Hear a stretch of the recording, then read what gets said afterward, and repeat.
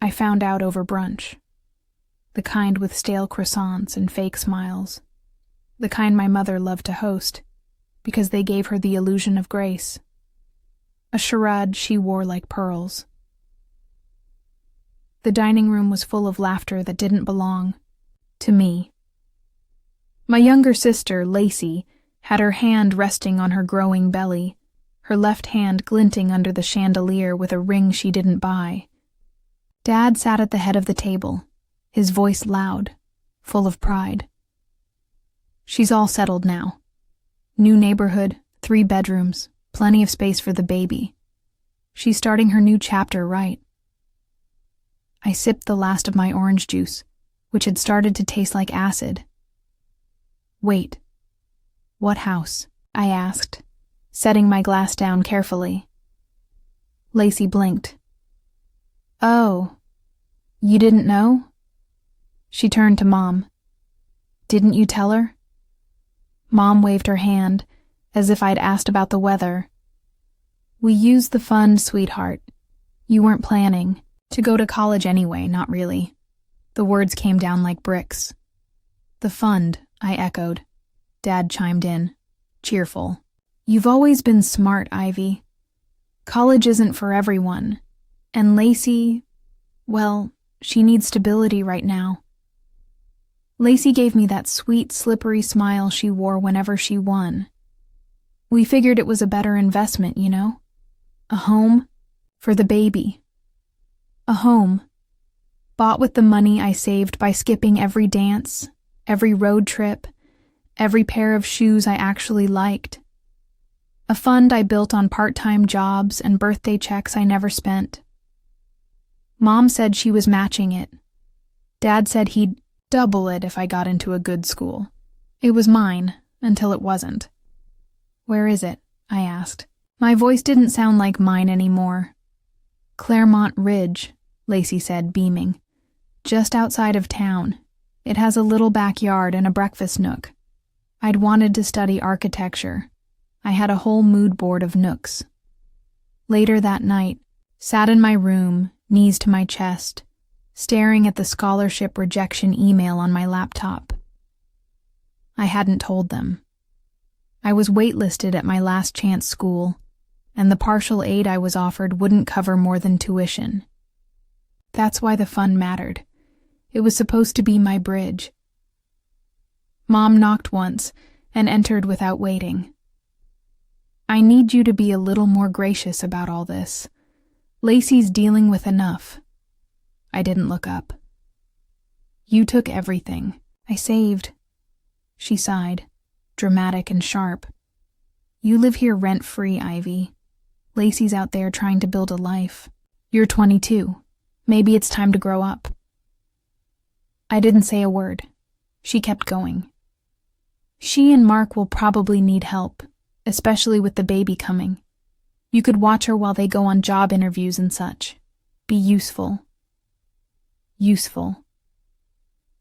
That night I cried silently into my pillow. Not because I lost the money, but because I'd spent years believing they'd care. 2 weeks later, they invited me to Lacey's housewarming party. You'll love it, she said on the phone. We painted the nursery lavender. I went. I don't know why. Maybe to see what my life might have looked like. Or maybe because the pain hadn't hardened into rage yet. The house was beautiful. Sunlight spilled through arched windows. The kitchen had matte brass finishes and white marble countertops. The floors creaked in the hallway like they were whispering secrets I wasn't supposed to hear. This is the guest room, Lacey said, leading me down the hall. You can stay here if you help out with the baby. I'm not moving in, I said flatly. She blinked. Oh, I didn't mean, well, Mark and I assumed. Mom said you'd probably be too broke to move out anytime soon. The nerve, the gall, the way they discussed me like I was just an extra chair at the table. I didn't cry this time. I just nodded and looked around the room. It was small, dim, and held the faint smell of paint. It wasn't lavender. It wasn't for a baby. This room had been meant for me. The guest room door didn't close all the way, not that it mattered. I wasn't staying. But I stood there, in the threshold, while Lacey bounced on her heels behind me, still narrating her curated domestic fantasy like she was filming a lifestyle vlog. "There's a little leak in the bathroom sink," she said, "but Mark's dad is sending someone." I didn't care. I wasn't listening. The window was cracked open. From outside, I could hear the neighbors' wind chimes and a lawnmower growling faintly a few doors down. The street was a sleepy grid of identical new builds, all funded by someone's promise, someone's patience, someone's past. This one was built on mine. Lacey leaned her head against the doorframe. "You okay?" I turned. Her tone was soft, gentle, and for a moment, I almost believed she felt something close to guilt. "Almost. I'm fine," I said. She smiled. "Good. Because I really do want us to be close again, especially with the baby coming." I didn't say anything. I just stared at her. Pregnant, polished, perfectly positioned in a life she didn't earn. "I'm gonna need help, Ivy," she continued, brushing a loose hair behind her ear. "Mark's looking for work, and I'm still figuring out how maternity leave even works at my new job. We can't afford daycare. But it'll be fun, right? Just like old times." Old times, she meant when I did her homework because she cried over math. When I gave up my shift so she could go on a date. When I stayed up with her during her breakups while she deleted and re-downloaded the same 3 apps. Old times, when she was always the crisis, and I was always the crutch. I smiled. Sure, just like old times. A week later, I was back, in the guest room. Only now there were baby bottles in the kitchen, and Lacey was napping in the master bedroom while I walked her newborn around the block in a stroller that cost more than my entire wardrobe.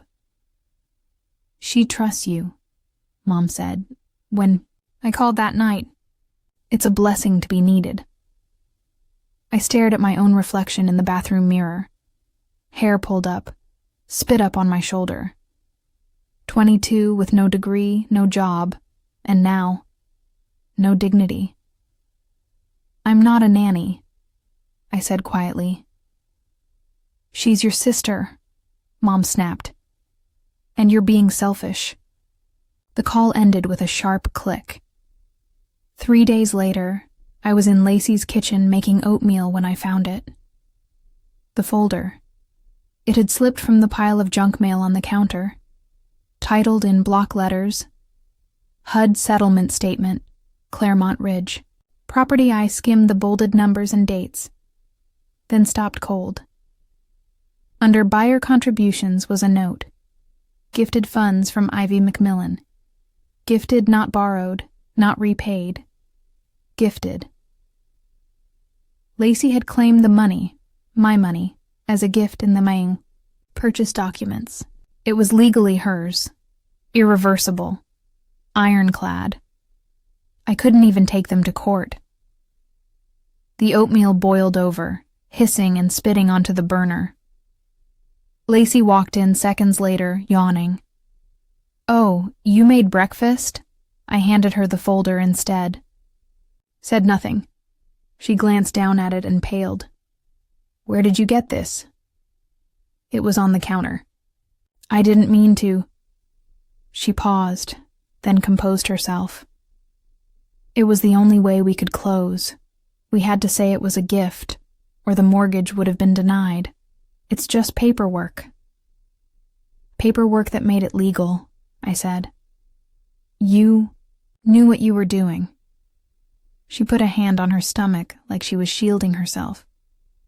I had no choice. We were out of options. You wouldn't understand. No choice. No apology. I left the house that evening, told her I needed time, but what I really needed was a plan. Back at home, I searched through my old storage boxes in the garage. Between high school notebooks and college brochures, I found it. The small black notebook where I had tracked every dollar saved, every job worked, every dollar Mom and Dad promised to match. I sat down cross-legged on the concrete floor, flipping pages. I still had copies of every bank transfer, every statement, every deposit into the savings account Mom had co-managed, the account that no longer existed under my name. They had closed it, moved it, stripped it, but I had the paper trail. And I wasn't just going to watch them get away with it. They thought I had nothing, that I would disappear into the walls of their lives like unpaid help, that I would sacrifice myself for Lacey, like always. But Ivy McMillan had just hit her breaking point. I didn't sleep that night. Not because of the baby, not because of guilt, but because I had rediscovered something I hadn't felt in years. Clarity. Not anger, not grief, not even betrayal. Just focus. Cold, deliberate focus. By sunrise, I had a plan forming. The first call. Hey, Jules. Remember when I helped you pass accounting last semester? A pause. I need a favor. Jules was in her 3rd year of business school. Wicked smart, borderline ruthless, and still owed me for 2 all-nighters and a breakup rescue. She didn't ask why. She just said, "Send me what you've got. I'll run a forensic breakdown of your transfers and see where the money actually went." I forwarded her the PDFs I scanned from my notebook. Screenshots of old bank transfers, the mortgage statement, and the closed account statement Mom had conveniently left in the shared folder when she moved funds. 3 days later, Jules called, back, her voice smug and triumphant. "Okay, so first, they didn't just drain your college fund. They laundered it through a family trust that doesn't legally list you as a beneficiary anymore. Your mom had herself removed as cosigner before moving the money. Smart, in a nasty kind of way." My mouth went dry. "So it's gone?" "Yes, but the trail is rock solid. You've got records of your deposits, their withdrawals, even timestamps. This could get very ugly if you wanted it to." I leaned back on the mattress in the guest room. The crib across from me was filled with folded towels and a diaper bag. Lacey was out getting coffee with Mark. I was babysitting again. "What would you do if it were you?" I asked. Jules didn't hesitate. "Sue them, and then go nuclear. But if you want something more subtle, I know a guy who sets up shell companies." I laughed. "I'm not looking to launder money. I just want something that hurts where it counts." "You mean pride, reputation, and comfort?" I smiled. "Exactly. The visit to Aunt Regina, most people in our family avoided Regina. She was Dad's older sister, sharp-tongued, wealthy, and never liked Lacey. I loved her. When I showed up unannounced, she was in her garden pulling weeds in $200 linen pants.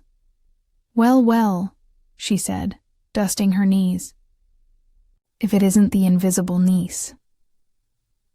I swallowed my pride and told her everything. About the fund, the house, the fake gift paperwork, the babysitting expectations. She didn't interrupt once. When I finished, her only question was, "Are you ready to burn a few bridges?" I nodded. "Good," she said, "because I just so happen to know your father's accountant, and he's terrible at passwords." 1 week later, the first domino Lacey was planning her baby shower. She invited me. "Bring the diaper raffle tickets," she said. "Mom wants to do a sister moment with a speech." I said I'd be there. I smiled. But I had already arranged for the venue, the overpriced tea house Mom booked, to be accidentally double booked under the name of a non-refundable charity event. Oops. The morning of the shower, Mom was frantic. Lacey was in tears, and I was stuck in traffic with a vague apology over text. "Ivy, please," Mom begged in a voicemail. "They're saying we'll lose the deposit. Call me." I didn't. Instead, I spent the day with Aunt Regina reviewing trust documents and real estate records. Turns out the house wasn't just bought with my money. It was put under Lacey's name only. Mark's wasn't even on the title, meaning if they broke up, and they would, the house was hers. Fully. But she was liable for everything tied to it, including taxes, maintenance, and upcoming HOA litigation that no one bothered to mention. Regina raised an eyebrow. "You thinking what I'm thinking?" I nodded slowly. Let's introduce her to adult life. Back at the house, Lacey came home exhausted and red-eyed from the ruined shower. She dumped her purse on the kitchen counter and slumped into a chair. "Can't believe today," she said, her voice cracking. "Mom's blaming me. Mark's mad we lost the deposit." I handed her a teacup. "You deserve better than people who don't support you." She blinked, surprised. "That's nice of you to say." I sat across from her, smiling softly. "I think it's time you take some control over your life, Lace. Make your own decisions. Be independent." She nodded slowly, wiping at her mascara. "Maybe you're right." She didn't know I had just applied in her name for 3 separate city repair permits, or that a lien warning notice was going to arrive next week for unpaid HOA violations her realtor conveniently forgot. To mention, I was teaching her independence, one red notice at a time. Mark called me 2 days later. I almost didn't answer, but the pettiness got the better of me. "Ivy, hey," he said, awkward and polite, the kind of tone men use when they want something. "I know this is random, but you wouldn't happen to know anything about these code violation letters Lacey's been getting?" I played dumb with the ease of someone who had practiced for years. "Violations?" "Yeah, from the HOA. And there was something about a sidewalk repair permit and a back tax filing. Lacey's freaking out. She thinks the city's coming for the house." "Oh no," I said with a frown he couldn't see. "That sounds stressful. You know, first-time home ownership is a lot more complicated than people realize." "Right, yeah. Anyway, she's worried. And I guess her mom said you were good with paperwork. She thinks you might help." The irony bit hard enough to make me smile. They built their comfort on my silence. Now they needed my help to stop it from unraveling. "I'll see what I can do," I said sweetly. "Tell her to send over the letters." Later that night, Lacey sent me photos of the warnings. She captioned them with frantic texts. Lacey: "Why is the HOA threatening legal action? I thought you said the permits were good." Lacey: "I don't understand any of this. Ivy, please. I have a baby." I waited 10 minutes before responding. Me: "Looks like the property has some legacy issues. Maybe check with the title company." Lacey: "What does that mean?" I didn't answer. Instead, I forwarded the documents to Jules, who replied. A few minutes later, Jules: "Wow. They're in deeper than I thought. If the city processes the permit errors, she might lose escrow protection for repairs. She's legally liable. Want me to push it further?" Me: "Not yet. Let her sweat." The family dinner mom planned the dinner like a peace summit. Roast chicken, fresh rolls, and strained smiles. "Let's all just enjoy a quiet evening together," she said, lighting candles. Lacey looked like she hadn't slept. Her hair was frizzy, makeup uneven, and Mark kept checking his phone like he wanted to disappear into it. I sat between Dad and Aunt Regina, who, after some convincing, had agreed to play along and keep an eye on things. Halfway through dinner, Dad turned to me. "So, Ivy, any plans now that you're not going back to school?" I stabbed my green beans slowly. "A few things. I've been doing some consulting work, helping people clean up complicated paperwork situations." Mark's head lifted slightly. Lacey looked up from her plate. "Oh?" Dad said. "Consulting?" I nodded.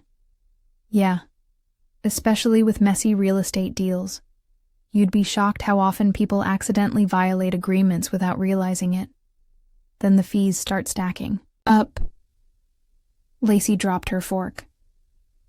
Mom cleared her throat. "Well, I'm sure that's useful." I looked straight at Lacey. "It's amazing what paper trails reveal." She didn't say a word, but her jaw twitched. That weekend Lacey showed up at my door with the baby on her hip and tears in her eyes. "I don't know what to do," she said. "Mark's been staying out late. I think he's scared. And I just found out we might owe thousands in fines." "Ivy, I need your help." She was unraveling. Just like I planned, I let her inside, made tea, held the baby while she ranted about unfair inspections, surprise invoices, and the looming city citations.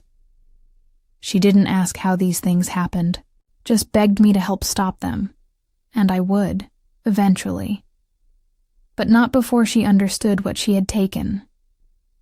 I asked her, "Do you remember when I got accepted to Ridgeview?" She blinked. "The college?" "Yeah, I got in. Full admission.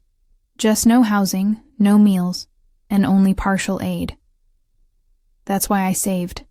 That's why I begged Mom and Dad not to touch the fund." She looked down, silent. "They said you needed it more." She opened her mouth to protest, but I stopped her. "I don't want your apology. I want you to live in the house you stole. Really live in it. Know what that feels like when it starts falling apart." Her eyes glistened. "That's cruel." "No," I said quietly. "It's honest. Aunt Regina's offer that same evening I met Regina for coffee. I've got a position at the architecture firm I invest in," she said. "Administrative to start. But the lead partner owes me a favor. You'd learn fast." I blinked. "Architecture?" She shrugged. "You never stopped dreaming about it. Don't let them steal that from you, too." I stared out the cafe window, at the streetlights glowing over the city. "I want it," I said. "Then it's yours." I started the new job on a Tuesday. The office was high-ceilinged and smelled like cedar and printer toner. It was a boutique architecture firm on the edge of the city, small enough to feel personal but serious enough to handle million-dollar projects. Aunt Regina wasn't bluffing. Her name was on the building's original deed. "You'll be helping with project files, permit processing, and cost analysis," said Naomi, the firm's operations manager. "We like precision around here." I smiled and nodded. I had years of precision tucked away in notebooks no one else read. 2 weeks later, I hadn't heard from Lacey since she cried on my couch, but I watched her life from a distance. The house she'd bought, my house, now had a dumpster in the driveway.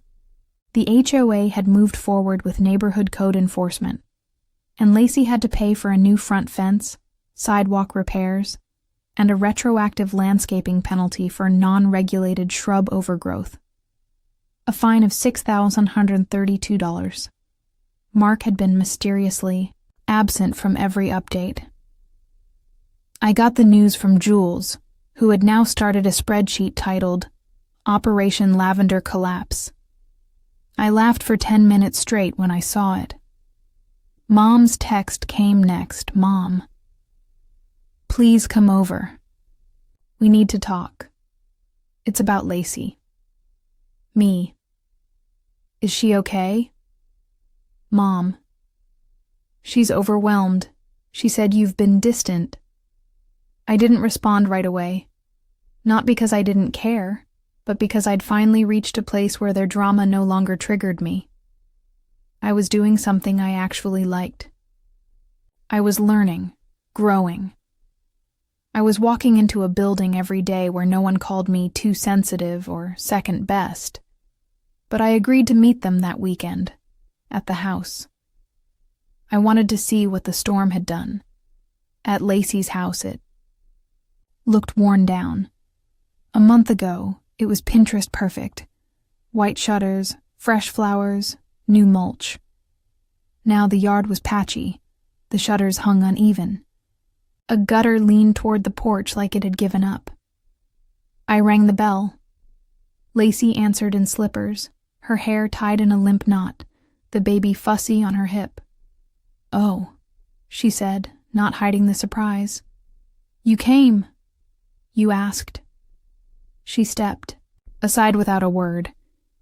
Inside, the place smelled like reheated food and mildew. Mark wasn't home.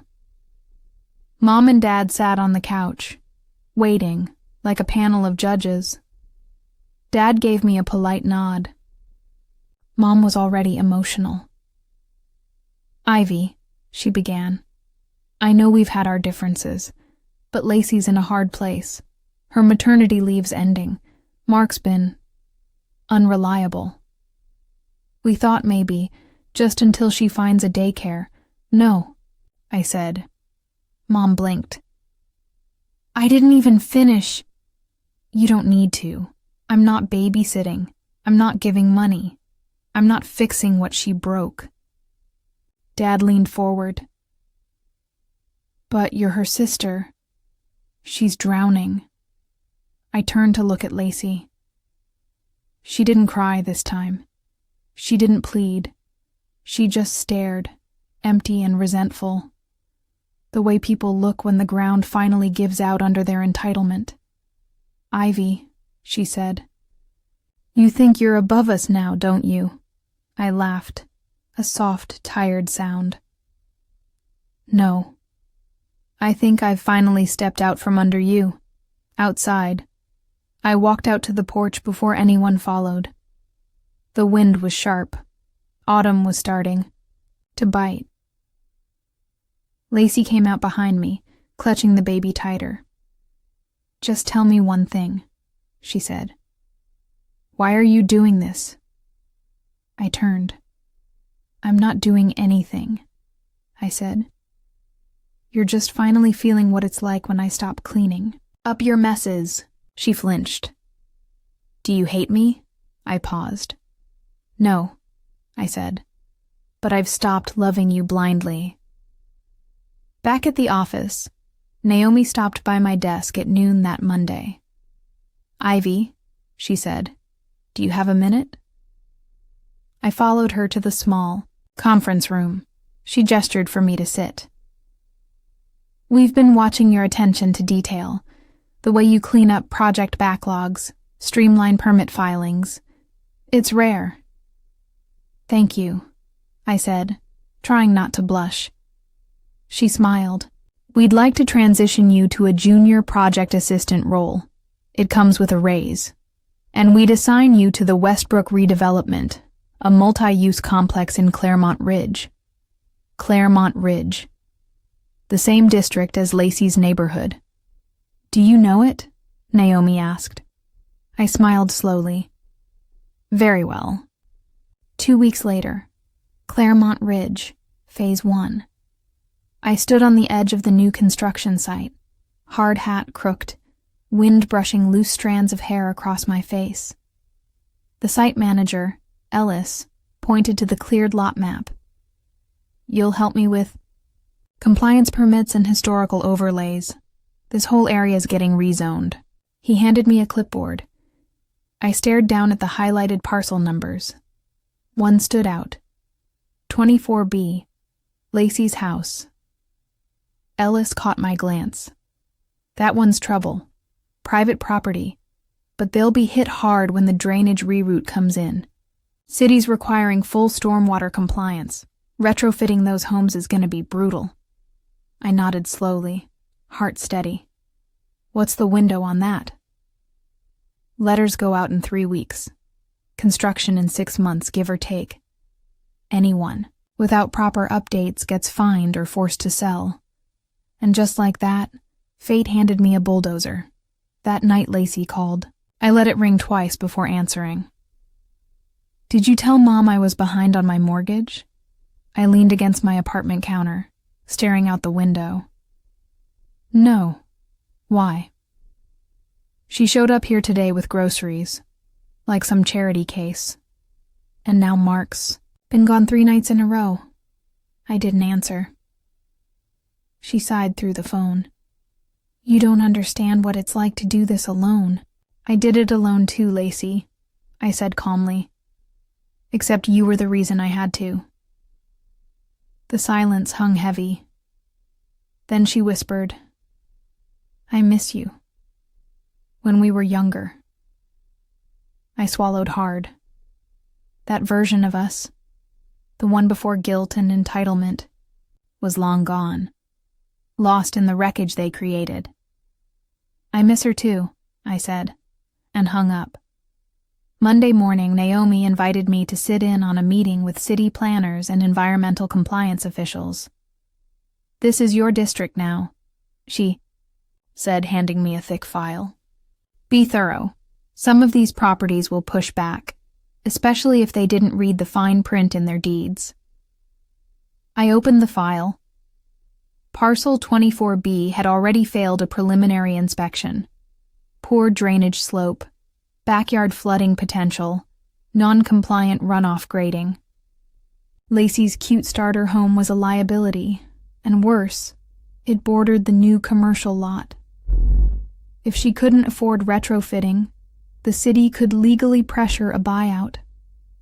Eminent domain wasn't off the table. I could see the future. Lacey, holding her baby in a living room filled with echoing silence, eviction letters piling on the counter, watching her once-stolen dream sink into the mud. All perfectly legal. All perfectly fair. The unexpected email that evening, I received a message titled, Request for Mediation, from Mark. Ivy, I know things have been tense, but I think we're all stuck in a loop we didn't ask for. Can we talk? Privately? It wasn't guilt, it was strategy. He saw the walls closing in. I didn't respond right away. I sent the email to Jules first. She replied, He's scared. The mortgage is in her name only. If he leaves, he gets nothing. No assets, no claim. You sure you want to meet? Me. Yes, let him squirm. The coffee shop Mark showed up looking thinner, more tired than before. I didn't come here to defend her, he said, sliding into the seat across from me.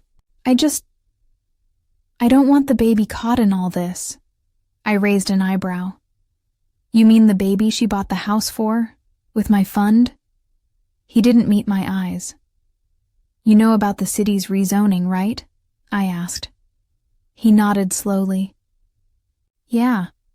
She's panicking. She doesn't have the money to fix anything. She thought if she ignored the notices, they'd go away. They won't. He was quiet a moment. What do you want, Ivy? I sipped my coffee. Nothing. That's what they left me with. That's what they get. He shook his head. You're not the same girl I used to know. I smiled coldly. No, that girl's dead. You helped bury her. Back at the office. Reviewed the projected development blueprint. In 6 months, Lacey Street would flood. The property would be condemned without proper repair, and I'd just been approved to oversee community liaison coordination, meaning I would be the one delivering notices, in person. Naomi stepped into my office with a smirk. Regina told me to ask if you'd like to shadow at the design table next quarter. She thinks you've got an eye for it. My throat tightened. Architecture. The thing I thought was lost forever. I nodded slowly. Yeah. I'd like that. Let me know when you're ready for part 7, where Ivy returns to Lacey's door. Not as a sister, but as the city's official liaison, armed with the final notice and her quiet revenge fully realized. Here is the next chapter of Ivy's slow-burn revenge, and the final turn before the reckoning. It was a standard white government envelope. No dramatic stamps, no red markings, just a name. Lacey McMillan. Claremont Ridge, parcel number 24. Inside was a formal letter from the City Development Office. Final notice of required infrastructure compliance if property owner does not present completed documentation, remediation plans, and scheduled contractors by the stated deadline. The property will enter pre-condemnation status for environmental non-compliance. It was just business, but it would feel like a guillotine, and I was the one required to hand-deliver it. Aunt Regina's call. She didn't ask if I was sure. She just said, "Do it professionally, but don't flinch. This isn't revenge, it's rectification." I nodded, even though she couldn't see me. "You're correcting a record they forged in your silence. Now it's your voice on paper." Saturday morning. The doorstep Lacey's house was quieter than usual. No stroller on the porch, no toys, scattered in the yard. Just a withering flower bed and a rotting welcome mat that read, "Home Sweet Home." I knocked twice. She opened the door in a wrinkled tee and socks. Her hair was damp, like she'd tried to wash something away and failed. Her eyes dropped to the envelope in my hand. "Ivy, this is from the city," I said plainly. "I'm your assigned liaison for this district." "You're kidding," she blinked. "You're the one?" I held it out. She didn't take it at first, just stared. At the paper, then me. "Can't pay for all this," she whispered. "I know. I have a baby. I know." "What do you want from me?" she asked, the words breaking on her lips. I didn't answer. Because what I wanted wasn't something she could give. I wanted the years back. The graduation I missed, the empty account, the shame, the couch I slept on while she toured open houses, the way Mom told me to be grateful, the way they all made me feel invisible. Instead, I just said, "This is your responsibility now," and left.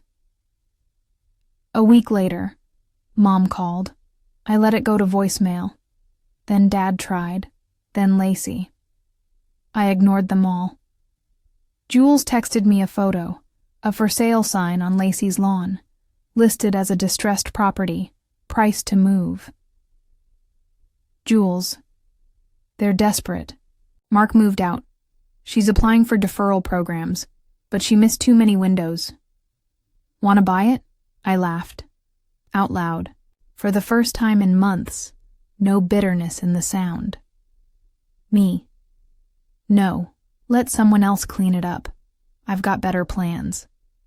At the office, Naomi brought in blueprints from the Westbrook expansion phase. "These are drafts for the Community Resource Center. We're looking for junior-level render input." I glanced through the sketches. A clean, minimal building with open-air walkways and glass-paneled walls. My chest tightened. This was the kind of structure I used to doodle in notebooks. "Interested?" she asked. I nodded. Yes, very. That night back at my apartment, I lit a candle and pulled out the notebook, the college fund notebook, the one with every receipt, every promise, every broken thing. I flipped to the final page, and for the first time, I wrote something new. You were never the burden. You were the blueprint, and you're still building.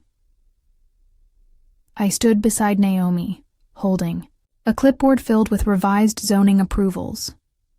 Claremont Ridge was officially in transformation. Sidewalks dug up, noise barriers installed, and environmental inspections underway. One by one, the houses were adapting. Or folding. Lacey's was sold last week. I didn't go see the open house. I didn't watch the moving truck. Jules did, and sent me a photo.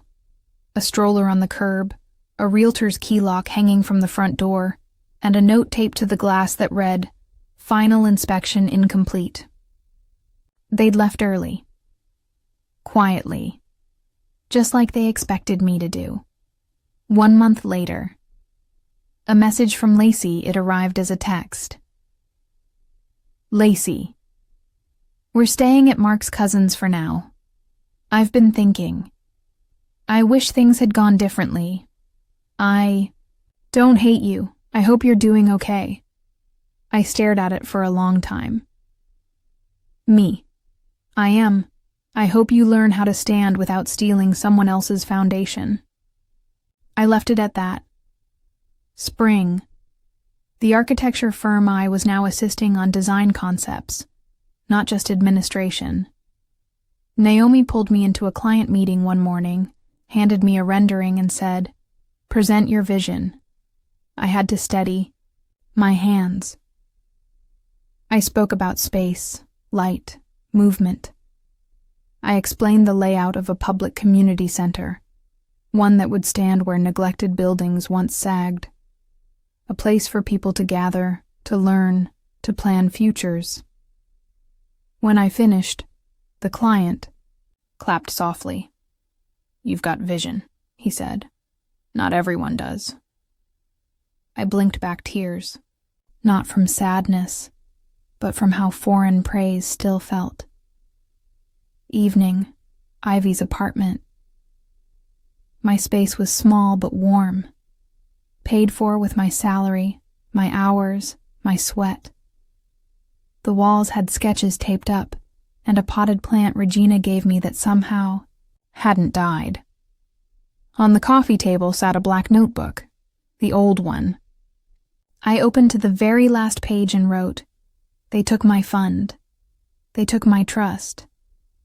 But I took back everything they thought I wouldn't fight for. I built my own house, brick by brick, and no one else gets the keys." Final scene. The ribbon-cutting 6. Months later, I stood in front of the new Westbrook Community Center. Naomi stood beside me. The mayor was there. So were the builders, the team, and even Regina. The mayor handed me the scissors. "It was your layout that brought this to life," he said. "You should do the honors." I cut the ribbon. The crowd clapped. A few cameras clicked, and in the distance across the street, I spotted a familiar figure watching silently. Lacey. She didn't wave. Neither did I. We just stared at each other. Two people who finally understood where they stood. Then I turned back to the building I helped bring to life, and I walked inside.